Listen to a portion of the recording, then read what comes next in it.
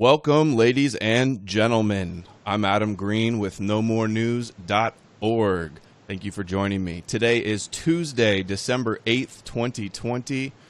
And joining me to discuss Christianity and the Jewish agenda, I've got two legendary anti-Zionist voices, Catholic theologian Dr. E. Michael Jones and secular author Christopher Jon Bjerknes. Both have been guests on No More News. I've read both of their best-selling books, The Jewish Revolutionary Spirit and Its Impact on World History by E. Michael Jones, and Beware the World to Come by Christopher Jon Bjerknes. All of their books were recently banned from Amazon. My guests have common ground in some respects, but also some significant differences, which we will be hashing out in the next hour, discussing if Christianity is the answer and solution to the threat of Zionism, or if it's one of the causes that's left Gentile societies vulnerable to the Jewish agenda. In other words, is it the Jewish question, or is it also the Christian question? I'm honored to host a discussion between the two of you gentlemen, and I appreciate you both for being here. I always commend people willing to debate their views, especially publicly. Shout out, special thanks to my friend Dave Riley for helping me set this up. And we're here today because I recently had Bjerknes on discussing his new book, Beware the World to Come. And in the chat and the comments, people were requesting I bring on E. Michael Jones to debate Bjerknes' views. So by popular demand, here we are. I'm going to be wearing my moderator hat today and stay completely neutral. Keep it a clean discussion, all the blows above the belt, but please be candid and forthright. I believe this will be a productive, educational, and entertaining conversation. I know I've been looking forward to it. I will ask a few questions to the both of you to keep the conversation moving. There will be time for some back and forth dialogue, and we will be taking questions from the DLive, Lemons, Diamond, or More at the end. But let's begin with a completely uninterrupted 5 to 10 minutes to briefly introduce yourselves, explain your work, where they can find your work, and the stance you will be debating today. Starting with Dr. E. Michael Jones. I understand it's a Catholic holiday today, the Feast of the Immaculate Conception. So thank you for agreeing to be here, Dr. Jones. The floor is yours. Thank you. Thank you. As you mentioned, 12 years ago, I wrote a book called The Jewish Revolutionary Spirit, largely as a result of the war in Iraq, the neoconservative takeover of American foreign policy, and what looked like the Jewish takeover of American culture. Up till that time, I had written about various aspects of this, but this was the first time I put it together from viewing it from the lens of Jewish subversion. Now, in order to maintain my thesis, in order to state my thesis, I had to use a word, and the word was logos. Logos is the Greek word for reason, rationality, speech. And I had to use this word because I had to define what the Jew was. Now, up to this point, we had an increasing crescendo of attacks on people, calling them anti-Semites, without any indication that the term anti-Semitism was a relatively new term. It had come into existence in Germany in the 1870s, largely from the result of a work by the name of a man by the name of Wilhelm Marr called Der Sieg des Judentums über das Germanentums. Marr was a revolutionary, revolution of 1848. He felt that he had been betrayed. The revolution had been betrayed by the Jews in Hamburg, and he needed a new way to talk about Jewish participation in what he saw was the revolutionary movement. Before that time, there was only one way to talk about the Jews, and that was from a religious perspective. And so what I tried to do with this book was to go back to the traditional understanding of what it meant to be a Jew. That concept came into being at the time of Christ, who was the Messiah. Jesus Christ arrived on this earth, and the Jews had to accept the Messiah on his terms and not their terms. They got into a furious argument with him about who he was and what he expected of the people, and ultimately they rejected him and they called for his death. And in calling for the death of their Messiah, the Jews attacked the Logos incarnate.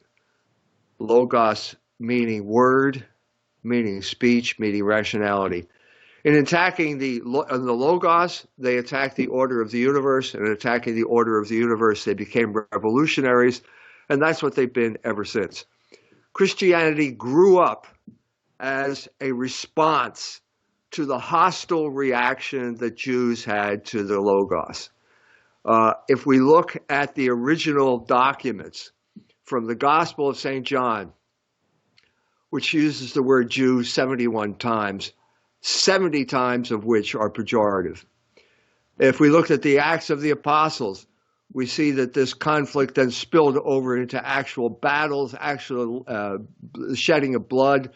After Jesus' resurrection, when his disciples then took to the streets and proclaimed the gospel as they understood it. This conflict then spread throughout the entire Mediterranean world, largely through the efforts of St. Paul, who began his gospel journeys, his evangelizational journeys, after being expelled from the synagogues of Palestine and of the area surrounding Palestine, and from all of the Jewish communities and from all of the synagogues. So what we had here was a new version of basically two ideas that had come together, a synthesis of two of the main ideas of human history up to that time. The Hebrew Scriptures, which had an understanding of history, but no understanding of philosophy, and Greek philosophy, which had an understanding of philosophy, but no real understanding of history. Christianity forged these two things, put them together to create a new religion, and that religion then took over after the fall of the Roman Empire, took over the administration of the failed Roman Empire, and then went on to create Europe, based on this new understanding of Logos, the new understanding of human history that went along with it. That has led all the way up to this day, not without certain setbacks. The main setback being the return of revolution to the stage of human history. In my book, The Jewish Revolutionary Spirit, I talk about the Hussite Rebellion as the beginning of that revolution. The Reformation was another manifestation of this revolution, and then it came out to the fore in the 18th century with the French Revolution. At this point, the church found itself in a defensive position. Okay, the church power had been destroyed. There was a new power in Europe. This power was manifested in the name of Napoleon, who represented revolution. And one of the first things that Napoleon did as the new emperor was to emancipate the Jews. This took place in 1808, and with almost immediately there was negative feedback about the result of this. Napoleon, on his way back from Jena, met with the French in Strasbourg, and they complained that the Jews were already exploiting their position by exploiting financially the French people. This continued for a century, and the church was buffeted by revolution across Europe, but still maintained its equilibrium enough to pose at the end of the 19th century a series of articles which appeared in Civiltà Cattolica on the Jewish question. This was the definitive statement of this issue at the end of the 19th century. The thesis of those articles was clear. If you turn away from the laws, if any country in Europe turns away from the laws that were created by a Christian king and Christianity, they will end up being ruled by Jews. That was the situation in France. That was also the situation in Germany at the end of the 19th century. At around the same time, the great uncle of Pope Benedict the 16th, Georg Ratzinger wrote a book called Jüdisches Erwerbsleben, in which he said pretty much the same thing, because there was a general consensus around this time that the emancipation of the Jews had led to the destruction of the Christian social order. Georg Ratzinger was very prophetic in this regard. His book was written in 1894. He said the rage that we're now feeling against the Jewish usury, the manipulation of our culture, is reaching a crescendo. It will soon be an avalanche, and the only way, and it will become unstoppable as soon as the German people find a leader. The leader, German word for leader is, of course, Führer, and they found their Führer in the 1930s, and we know the history of what happened after that. His alternative was not the violent alternative, which eventually the world got, but the peaceful alternative, which is the Christian countries of Europe need to enforce the laws that are already on the books. If they don't enforce these laws, there will be violence. What we're seeing is a replay of that same spirit right now. 100 years later, we are in practically the same situation. The Jewish dominance has become intolerable, and as before, there is violence waiting around the corner. And the main perpetrators, the main instigators of this violence are the Jews themselves, largely because of their determination to impose speech codes on the rest of us, impose a gag, an inability to discuss the reality of the situation. They have the political power. They have done this over the past year, and the result is that violence is just around the corner once again. My position, Michael Jones, for 10 minutes to let you know. My position is the Christian position, which is we need to avoid this violence. My position is that the church has always had a solution. It was called Sicut Judaeus Non. The solution is not that they didn't have a solution. The solution was not applied when it could have been. When it was applied, there was enormous progress among the European nations, enormous amounts of conversions on the part of the Jews. I document this in my book, beginning with the Disputation of Tortosa. Basically, every single Jewish congregation in Europe, Western Europe, either converted or moved to Poland. That same type of conversion is possible today.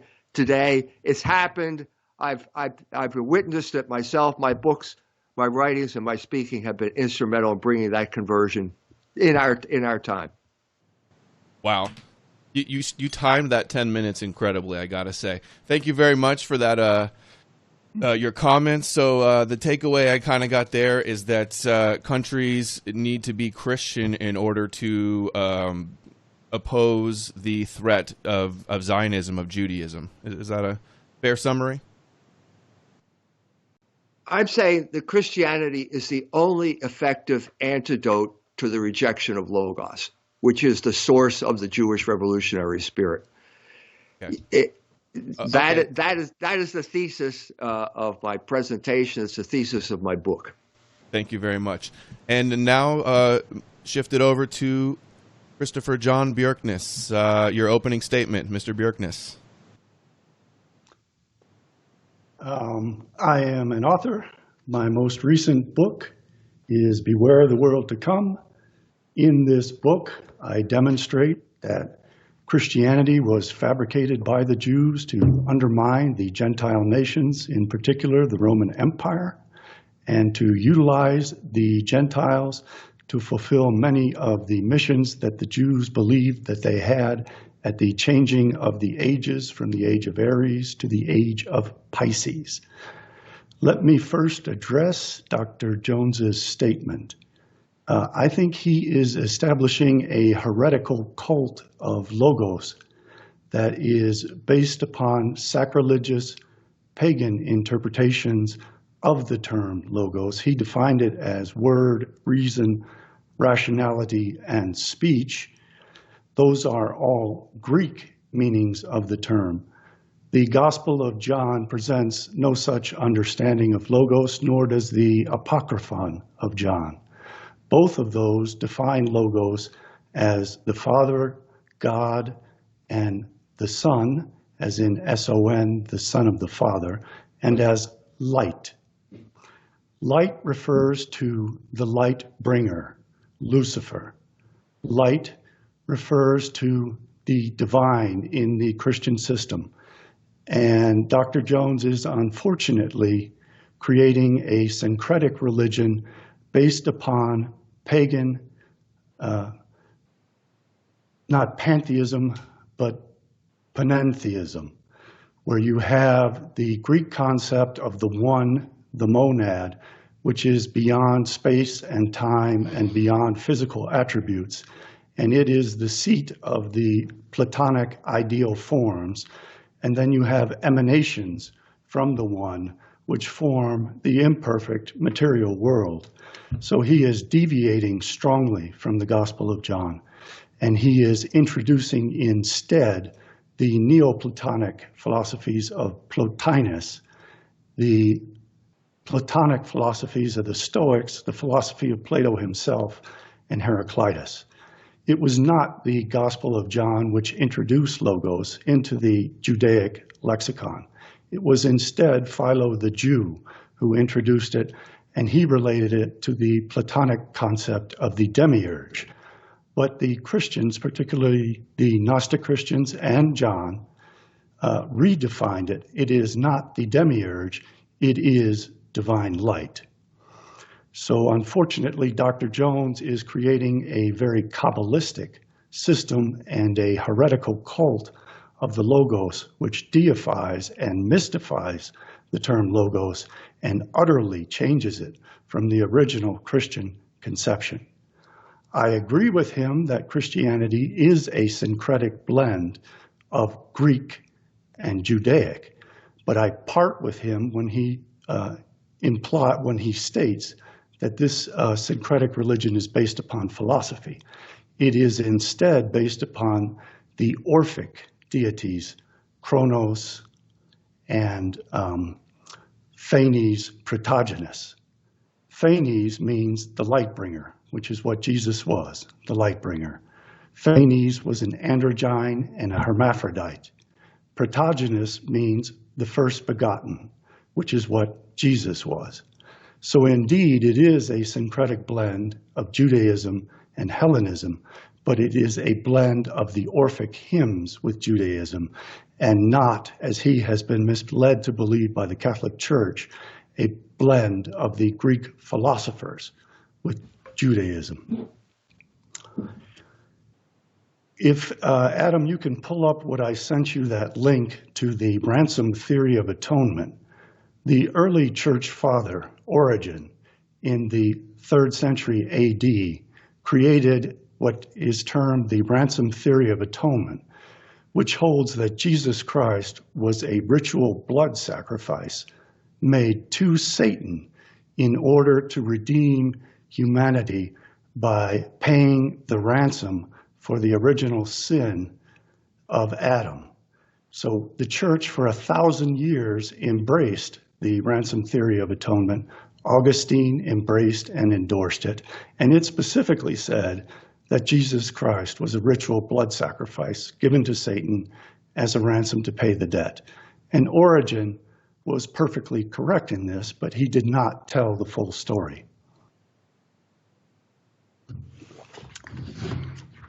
In my book, Beware the World to Come, I reveal the full story that Jesus was indeed sacrificed as a scapegoat in a blood ritual to Satan, but Satan was in fact his father.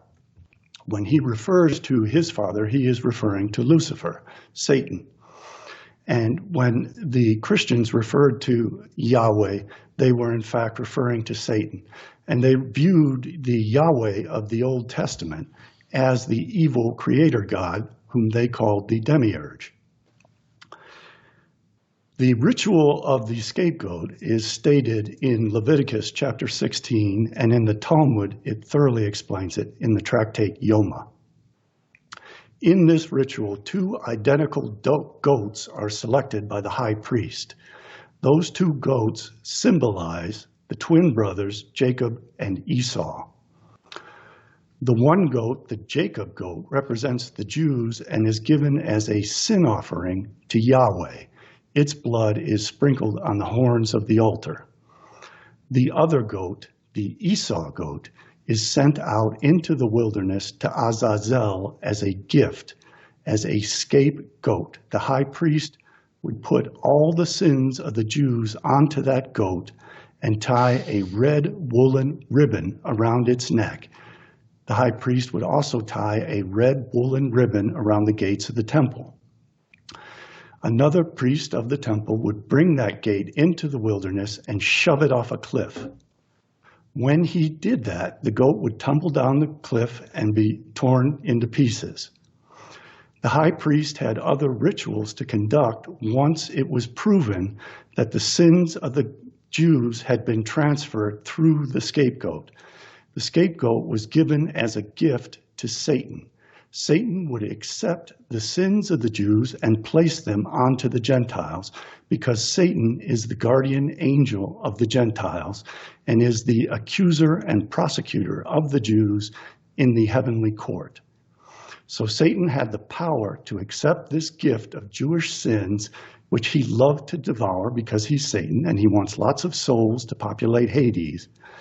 And he would then transfer all of those sins from the Jews to the Gentiles who would become damned by those sins in the heavenly court because Satan would lie to God and say that these sins were the sins of the Gentiles. That is where the idea of the scapegoat comes from. And Satan was referred to as Azazel in Leviticus, and Azazel is Satan, as all of the Kabbalah, the Talmud, and Jewish texts acknowledge. In the year 30 AD, that ritual failed. When the high priest sent the scapegoat into the wilderness, the ribbon did not change from red to white, and therefore the high priest had to find another way of obtaining atonement for the Jewish people. The high priest at that time was Caiaphas, and Caiaphas said that he would redeem the Jewish people by sacrificing Jesus. So Jesus became the scapegoat and the sacrifice to Satan. Now, Christians were warned by Jesus that they would be martyred. And Jesus' advice to the Christians was to be wise as serpents and gentle as doves. Wise as serpents refers to Genesis 3, verse 1, where the serpent is called crafty. The dove is a reference to the passages in Leviticus 1:14 and 5:7, where the dove is the Holocaust, the burnt offering and the sin offering sacrifice. So Jesus is telling Christians to sacrifice themselves in martyrdom as he was sacrificed, which also makes each Christian an individual sacrifice to Satan. Christians are also told that they each individually bear the cross, just as Jesus bore the cross. Now, Paul stated that Jesus was cursed with the law because he hung from the tree. And in Leviticus chapter 21, verse 23, it states that anyone who hangs from a tree is cursed. So all Christians who bear the cross are cursed, and they are cursed to be a human blood sacrifice to Satan. And I have much more to say about it when I have more time. Okay, thank you, Chris. You, Michael Jones, your thoughts on Bjerknes' opening statement there? I'm totally befuddled. I don't know what to say. First of all, are you a Christian? No, never been. Okay, but I'm a heretic. You're saying you're not a Christian, but yet you're saying you have the Orthodox. That's an ad hominem argument. Why don't you address what I said? I'm just asking you. I said that you're misrepresenting the Logos and imposing on it a pagan interpretation which nowhere exists in the Gospels. Now, wait a minute. I'm a Catholic, but I don't care what you are. Why don't you respond to what I said? I'm a Catholic, but I'm imposing a pagan interpretation on this, whereas You you're not. admitted it. You said that it's Wait a Greek. minute. Whereas you were. Let him finish, Chris. Let him finish. So I'm a Catholic, but I'm imposing a pagan interpretation on it. But you're not a Christian, and yet your interpretation is supposed to be orthodox. Is that what I'm supposed to think here? This makes no sense. To This listen makes to no what I sense. said and the facts that I presented and respond to them in a logical and cogent manner. I can't respond in a logical, cogent fashion because what you presented was neither logical nor cogent. Which part? So I can only try to. What is it that I said that I'm was illogical dumbfounded. and not cogent? Well, to begin with, you start by saying that the Jews created Christianity. That's preposterous. Christianity was created in reaction. That's what I said about the Logos, Dr. Jones. You're skating around trying to avoid what I said. You have misinterpreted the word Logos and imposed upon it the pagan beliefs of Greek philosophers instead of following the explicit definition given by John and by the Apocryphon of John. What's the definition given by John? There are three. I told you the three definition. sentences. You didn't listen to what I said. You asked me a question. May I respond? The definition given by John is that Logos is the Father. Theos is specifically what it states. That's not true. That is flat out not true. You got it completely wrong. Logos. No, I don't. Logos. Pull up John chapter 1. Wait a minute. It Stop. says that the Logos in the beginning was Theos. Theos is God. Logos. No, you said the Logos is the Father. That's flat out wrong. The Logos is the Son. It's not the Father. You can't even get the Trinity straight.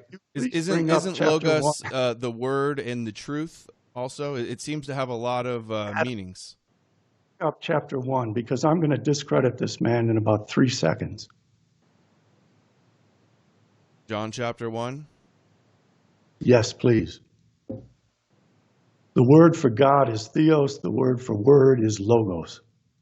That's right. Where's Father? You just said Logos was the Father. The word wrong. was God. The very first verse at the end, the word was God. That means Logos was Theos. That's right. You don't even know what you're talking about. What do you mean Logos was Theos? The first three sentences. I don't understand. It says the word was God. Hold on, Dr. Jones. What do you mean by Theos? That means Logos was Theos. I don't see the word Theos here. Which word is Theos? That's a translation, Adam. Okay, I know. In the original Greek. The first three sentences of the Gospel of St. John are, "En arche en ha logos."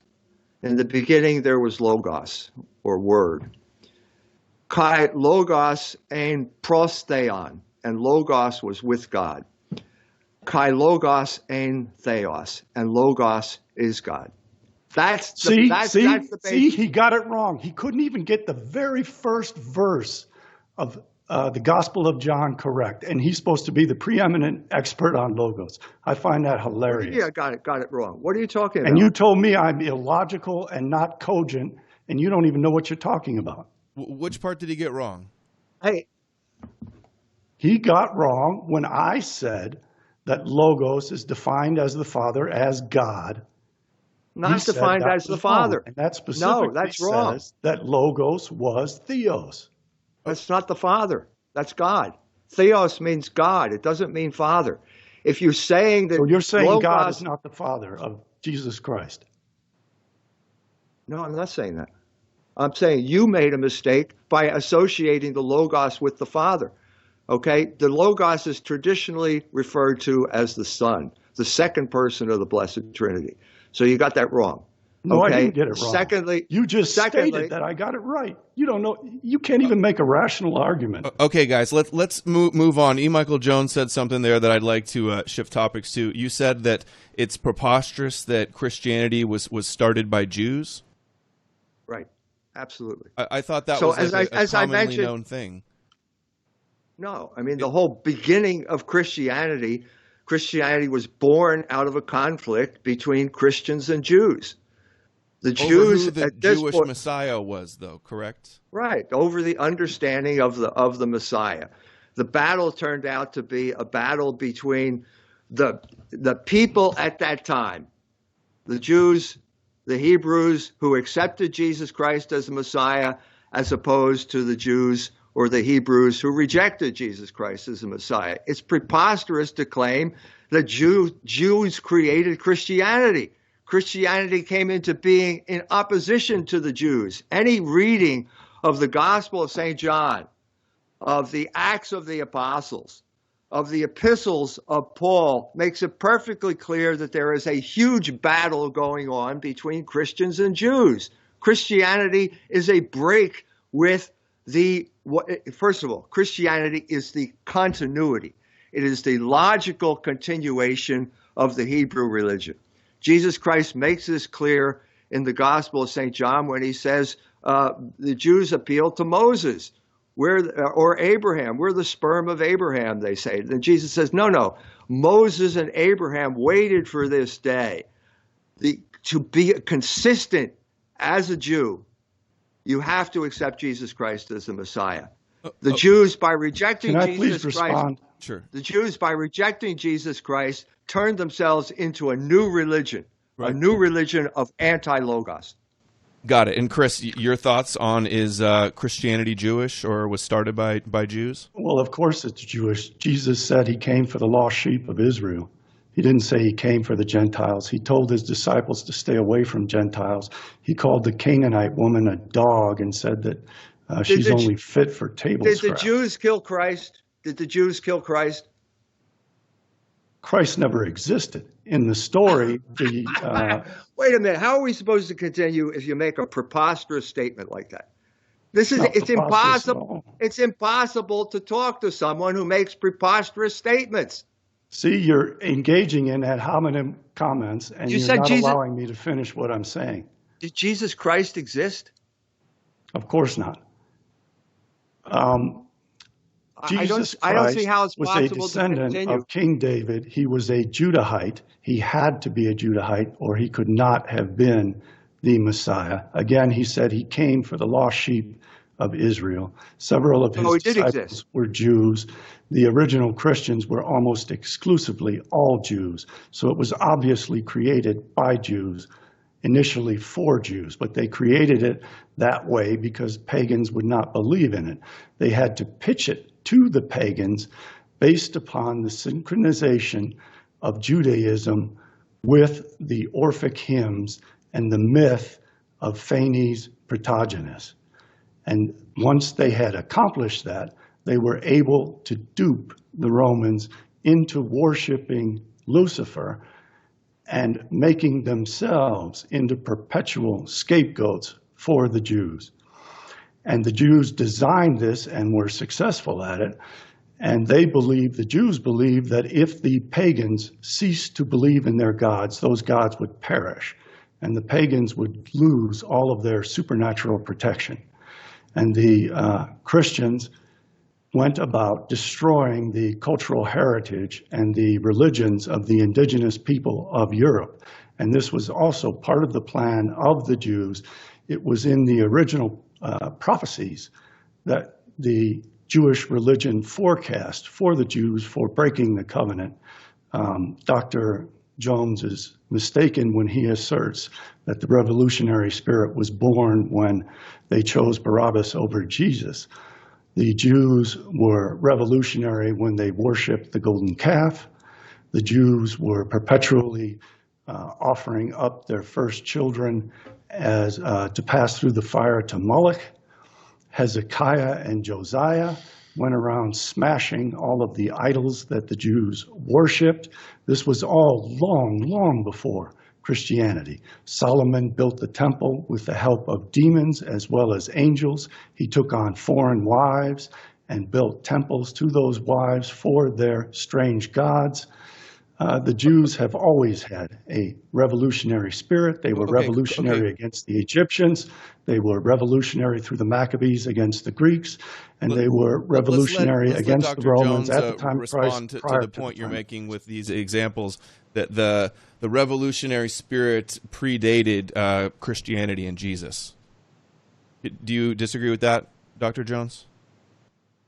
Yes. Yes. Yes. I mean, the Jews, the Hebrew people, first of all, we have a problem here with the word Jew, okay, what this word means. Okay. But secondly, the Hebrew people were constantly in rebellion against God's law. Of course they were. But that was not the Jewish revolutionary spirit. That was not the same thing. That rebellion, the prophets were forever talking about the Jewish people's sin. The Jewish people were constantly urged to repentance, and so it went back and forth until finally the Messiah arrives. And at this point, we need some type of irrevocable commitment. And the Jews made that irrevocable commitment on the opposite side.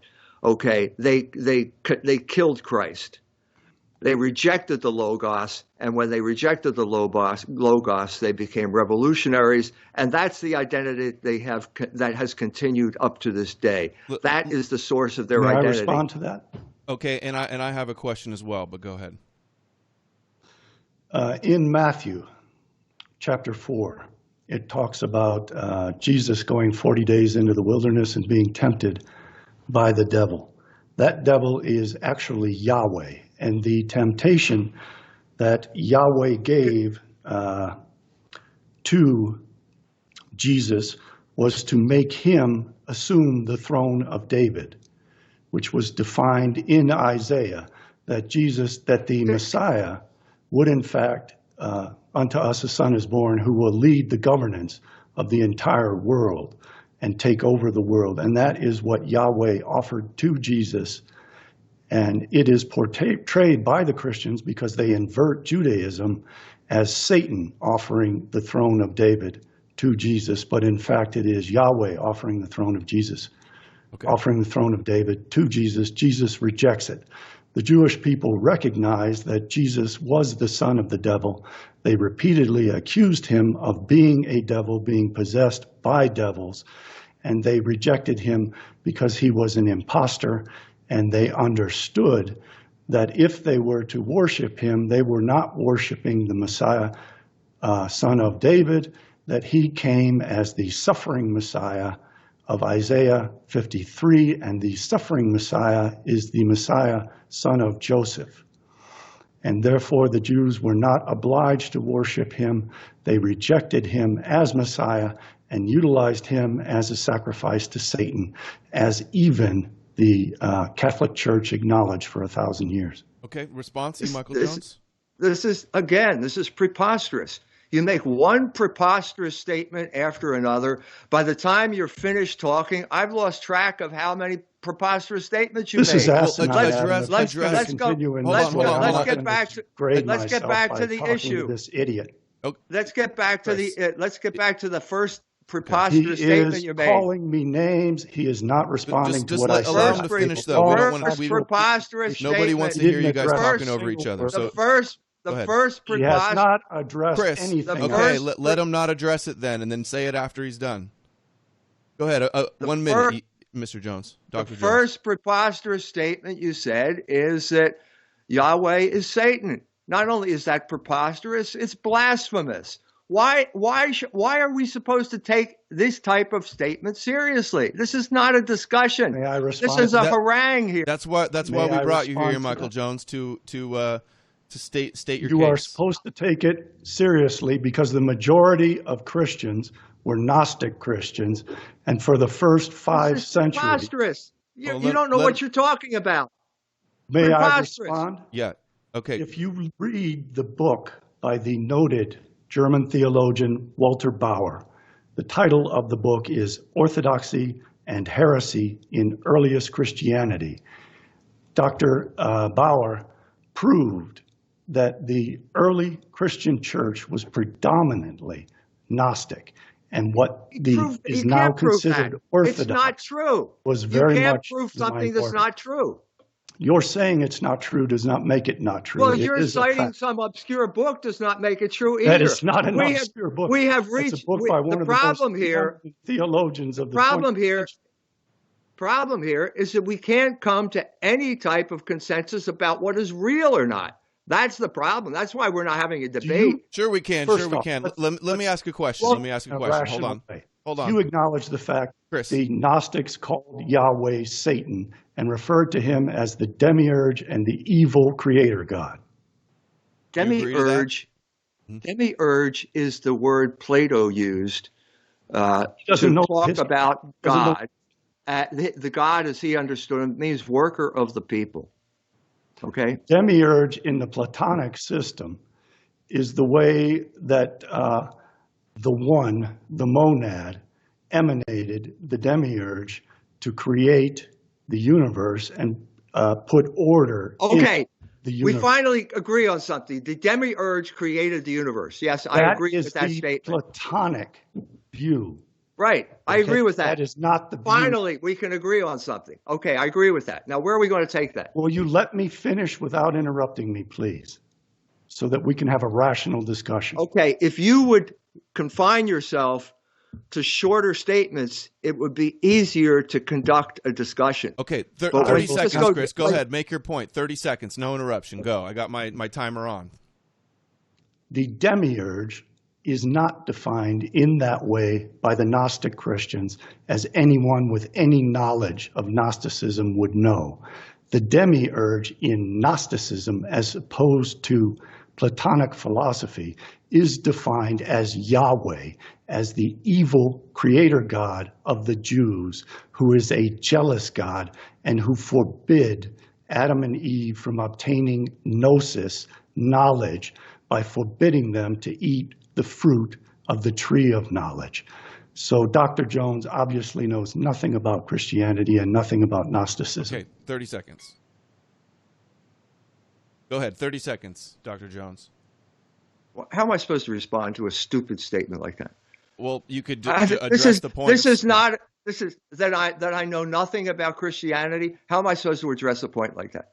This is preposterous. This is not a discussion. I have to sit here and listen to a harangue based on a purely idiosyncratic understanding of Christianity by a person who's not even a Christian. Adam, So if you this could is going nowhere. do a quick Google search and look up demiurge and Gnosticism. Oh, I we can know prove that the Mr. Gnostics Jones believed knows the demiurge was absolutely the nothing evil about what I'm creator God. I discussing. know that. That's on Wikipedia. I want to ask Dr. Jones a quick question and not get stuck for too long on a topic, because we've only got a few more minutes, unfortunately. I hope to go longer. But Dr. Jones, it seems that your big issue with Jews is that they rejected Jesus. That's the cause of the revolutionary spirit. But I think that begs the obvious question. If it weren't for the Jews rejecting and crucifying Jesus, then how would the Gentile world have been saved? You mean if the Jews hadn't crucified Christ, how would they have been saved? Exactly, yeah. Well, there would be no salvation without Christ. Wouldn't that be coming. a raw deal for us? If there were no salvation, yes, it would be a raw deal.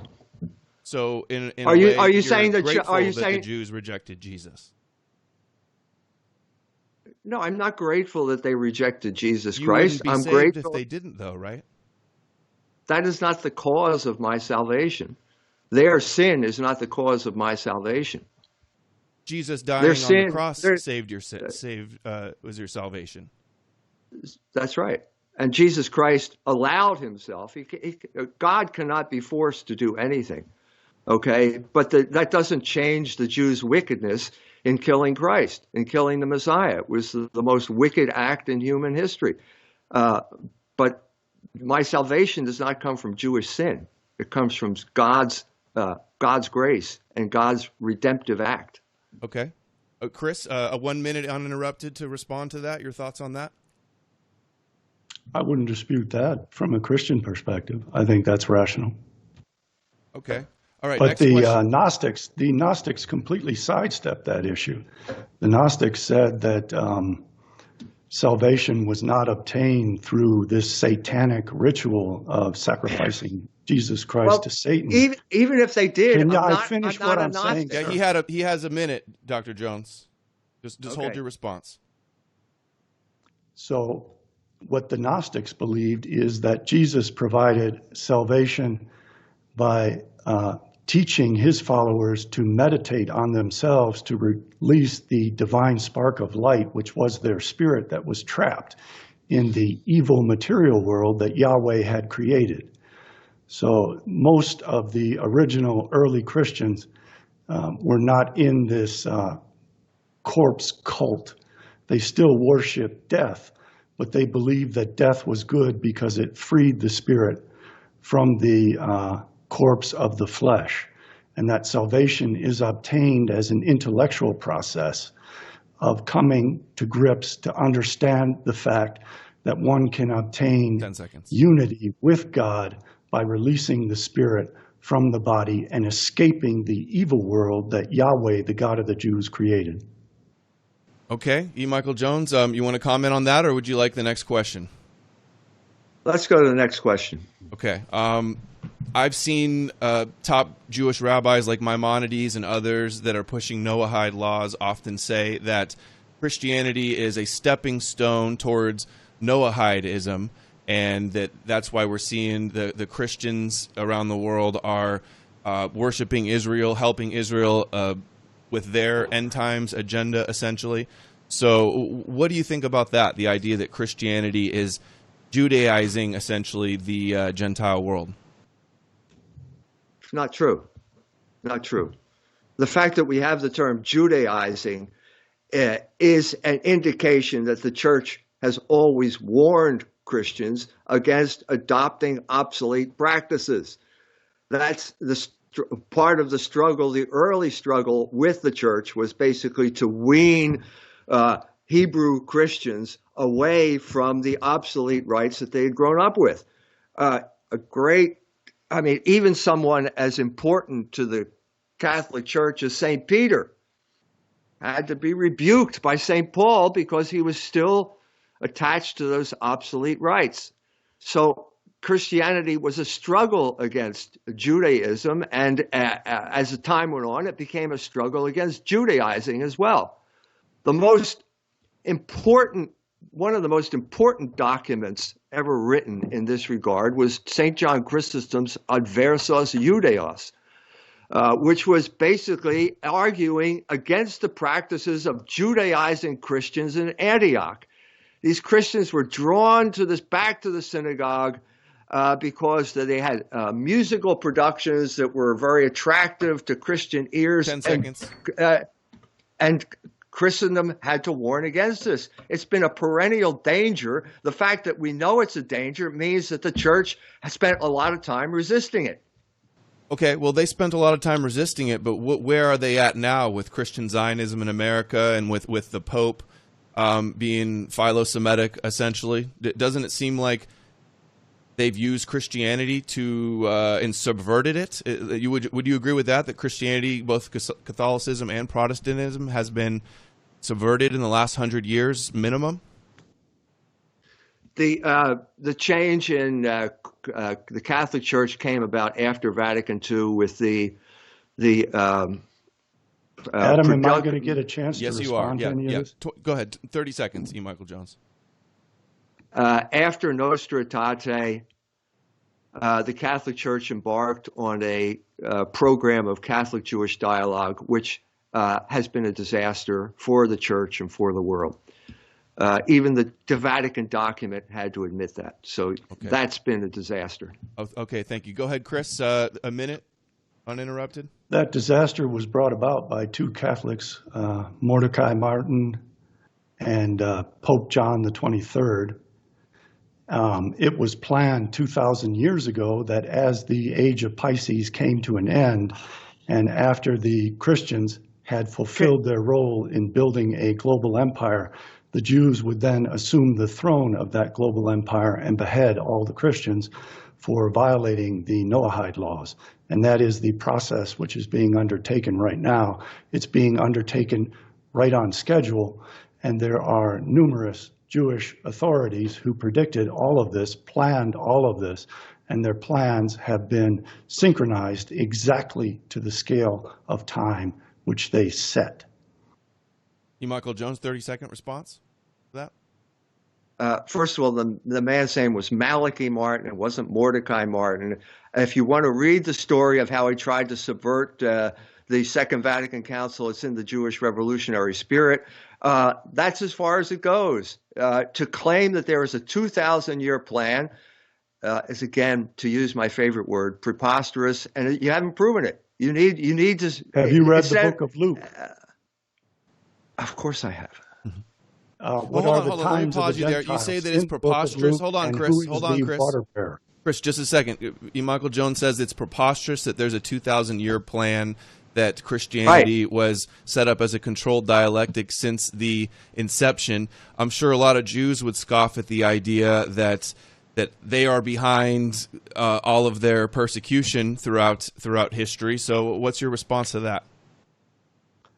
My response to that is I've thoroughly documented in my book, Beware the World to Come, that the Jews said that the world is to exist for 6,000 years, which represent the three ages, the age of Taurus, the age of Aries, and the age of Pisces, that the age of Pisces would be what Luke referred to as the time of the Gentiles, and that when that age changed to the age of Aquarius, the Jews would then assume the world to come, which they would inherit from the Christians after the Christians went around destroying all the culture and heritage of all the Gentile nations and replaced it with the worship of Satan, which is Christianity, and that they would then decapitate all of the Christians pursuant to the Noahide laws. This is stated in the Babylonian Talmud, in the tractate Sanhedrin. Everything I just said can be documented in that tractate Sanhedrin, which was produced from 250 to 500 AD. The early Christians also acknowledged that the world was only to exist for 6,000 years, but they believed that the world to come would be a heavenly world and not of this earth. The Jews always stated that the world to come would be of this earth, and that was another way that they subverted the Gentiles by leading them to look forward to the idea of being completely exterminated off the earth, because the earth was the evil material world of the God Yahweh, and by subverting the psyches of Gentile peoples to worship death in the form of Christ and the freeing of their spirit, the Jews duped Gentile humanity into welcoming the idea that at the end of the age, the world to come would be brought about through apocalyptic wars that would then kill off humanity, and that they would obtain their world to come in the heavenly kingdom of God. But the Jews had always planned that the world to come would be a Jewish utopia on the earth that would be devoid of Gentiles. Okay, E. Michael Jones, 1 minute if you like to respond to that, and I have another question. Ask me your question. I can't respond to that. Okay. Dr. Jones, do you believe that the Jews or the Israelites or God's chosen people, do you think that that's real, that they were God's chosen people? Yes. What do you think of the... Adam, let me interject one thing if I Wait may. a minute. Let him finish his question. Okay, I gave a one-word answer. Now let him finish the question. What do you think about the Christian identity groups that don't just believe Gentiles are grafted in, but that they're the true Israelites? The Catholic Church is the true Israel. The Catholic Church are the children of Moses. Christianity is the straight line that follows from Abraham and then Moses and then Jesus Christ. So yeah, the true Israel is the Catholic Church and Christianity. Bjerknes? It's worse than what you say, Adam. The Bible actually identifies Jews as gods. If you look up Psalm 82, verse 6, it specifically calls Jews gods. If you look up Ezra, chapter 9, verse 2, it specifically says that Jews bear the holy seed. And Jesus Christ himself in John chapter 10, verses 30 to 34, relies upon Psalm 82 to claim his own divinity as a God. And he says that your own fathers called you all gods. So it is far worse. They believe they are the sons of light, the literal sons of God, carry the divine seeds, and individually are gods. Dr. Jones? Sorry, that's a misinterpretation of the scriptures. Okay, what about this one that says John 4:22 that salvation is from the Jews? And my question is, if you agree that the Jews were once God's chosen people, even if you reject them, do you see how that still elevates them to a special divine status? They have a special status in human history. There's nothing we can do about that.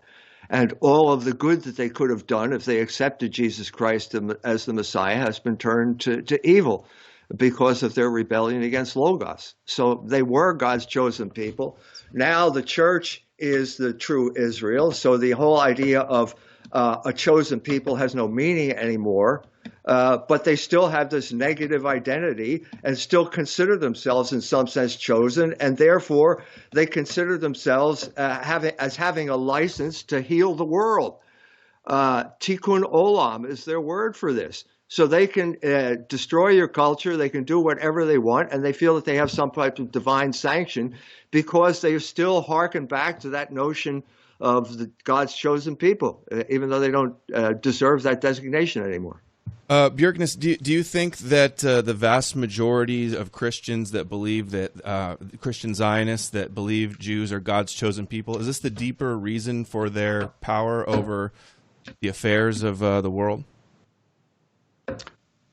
Oh, absolutely. And I think what E. Michael Jones just stated is the correct Christian position, and he ought to send it over to the Christian Zionists so that they can get the Judaizing that has taken place out of their heads. Mm-hmm. That was the position of the early church fathers, and it's been the consistent Catholic position all the way through history up until about Vatican II. I have another question. Okay, this is for E. Michael Jones again. I watched also the early Christians did state that they viewed themselves as being chosen, at least for the period of their lifetime. So, Dr. Jones, I saw in your debate with Rabbi Laitman, you said that the problem with modern-day Jews is that they are in opposition of the Torah, that they're following the Talmud and the Zohar and Kabbalah. Are you okay with Jews following the Torah, Torah-only Jews? Well, it's certainly an improvement over the Talmud, but the problem here is that if you're talking about the Mosaic covenant, they can't fulfill the covenant anymore. And so this was created a fundamental change in the direction of Judaism at the time of the destruction of the temple. So let me step back here, okay? And I was in Iran, and there was one of the members of Neturei Karta there, who is an anti-Zionist Jew, Orthodox Jew. And I said, if all Jews were like Rabbi Weiss, we wouldn't be here with the problems that we have. And I stand by that statement. You don't think there's any problems in the Torah? May I respond? Yeah. Do you think there's problems in the Torah, Bjerknes? No. The Torah is the word of God. Oh, of course. The Torah is an open plan to exterminate Gentile humanity and make Jews kings of the world. I think Dr. Jones fails to understand that the Jews view the Talmud and Kabbalah as part and parcel of the Torah. They have both the written law and the oral law, and the oral Torah, which they include whenever they say Torah, incorporates both the Talmud and the Kabbalah. In the formation of Christianity, there was strife between the Sadducees, who were biblicists, and the Pharisees, who also followed the oral law. Jesus Christ himself, in the Gospel of Thomas, acknowledged the wisdom of the oral law in verses 39 and 102, and his beef with the Pharisees was that they themselves did not employ the oral law, which is the Talmud and Kabbalah, but instead they were like lying dogs who were sleeping in the field and prevented the oxen from eating and didn't eat it themselves. So his objection to the Pharisees was that they would not utilize the oral law. And Paul completely rejected the law of the Torah so that he could sell this subversive religion to the Romans in the form of the worship of Phanes Protogenes. Now, the Sadducees okay, allow me to were respond. biblicists.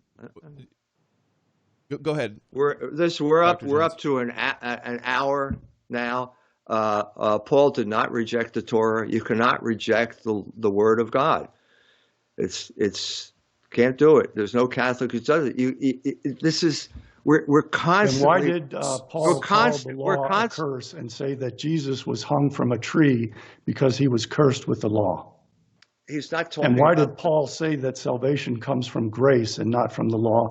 And why did Paul say that Christians should not be circumcised? He was referring to the law that had grown up, that was the creation of men. The Talmud is a manifestation of this. We're talking about, obviously, the Talmud was written after the time of Christ, but there was this manifestation of piling one law on top of another, burdening people with laws that were not the Word of God. That was the whole problem, and that's what Paul was rejecting. So you're saying that the Torah contains no dietary laws, contains no law of circumcision, contains no law of the Sabbath, and all the things that Paul said that Christians don't have to follow? This was a new dispensation, okay? The fact that the Jews had to follow that before the time of Christ does not mean that they had to follow it after the time of Christ. Otherwise, there would be no point in Christ coming and basically revising the whole law. It's a new religion. So you don't have to follow the obsolete commands, obsolete laws of the old religion. That's all Paul was saying. But that's what he said to St. Peter. That's not all that he said. He called it a curse explicitly. But Paul was himself a Pharisee. He was the son of a Pharisee. And he pretended that Jesus whispered into his ear. He fabricated the whole thing. And that this is really interesting. Can I finish what I am saying? No, you just go on. No, we got to stop here. This is ridiculous. You have this saying that Paul fabricated. You make preposterous claims. You can't make claims like that and expect to have a rational discussion. I'm sorry. Okay? That claim has been made by thousands of people throughout the course. All right, Adam, I've made my point here. Do you have a question? Do you have a final question? He won't engage in rational discourse. He's a typical Christian. Well, here's my question, Dr. Jones. If you want the Jews following the Torah, it says that they should use usury to reign over the nations. First of all, I didn't say I want the Jews to follow the Torah. I didn't say that. I want the Jews to convert to Christianity. That's my position. They cannot follow the Torah as they should, because the Torah is full of obsolete laws that were swept away by Christianity. So I don't want Jews wasting their time trying to fulfill obsolete laws and fulfill an obsolete covenant. He just contradicted himself. Before he said that Paul was not referring to the laws of the Torah, but was referring to the oral law. Now he just admitted that Paul was referring to the written law of the Torah. This man is a farce. Are we going to end on that note, Adam? No, I wanted to ask you, the Pope says that inside every Christian is a Jew. What do you think of that? You'll have to ask the Pope what he means by that. I have no idea what that means. Okay. Pope John the 23rd also said that all Gentiles bear the mark of Cain. Do you believe in that?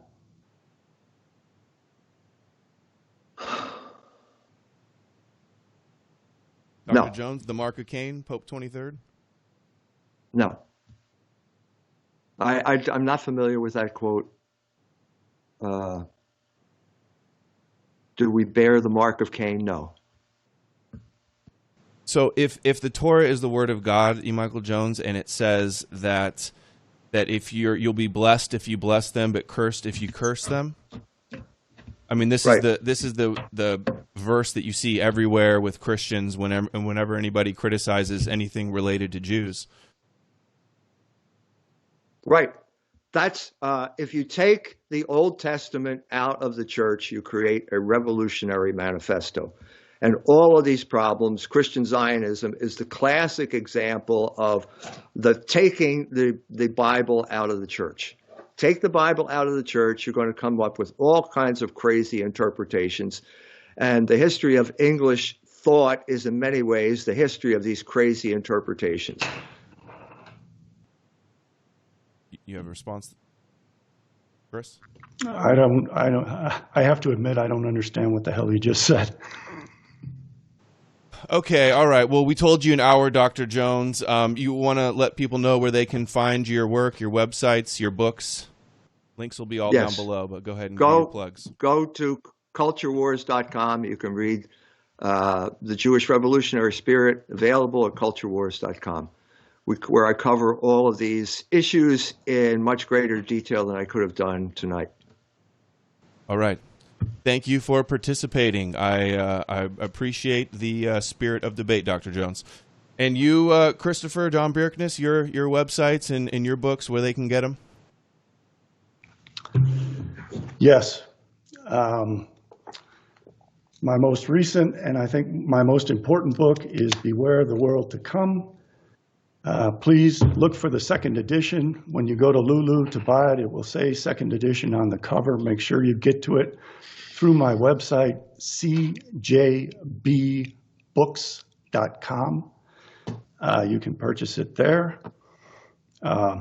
Thank you, Dr. Jones. I apologize if I was disrespectful. It is not my nature to be so. I wanted to engage in a rational discussion. Thank you. Thank you for inviting me. Thank you. All right, everybody. Thank you for watching. I was hoping that it could have been longer, but E. Michael Jones only had a little bit of time for us tonight. NoMoreNews.org is the website. This will be on BitChute. Let us know what you guys think in the comments below. Appreciate everybody for watching. Sorry I didn't get to all the issues and topics I wanted to get through tonight. Maybe there will be another time. But thanks, everybody, for watching, and I will see you all again very soon. Take care.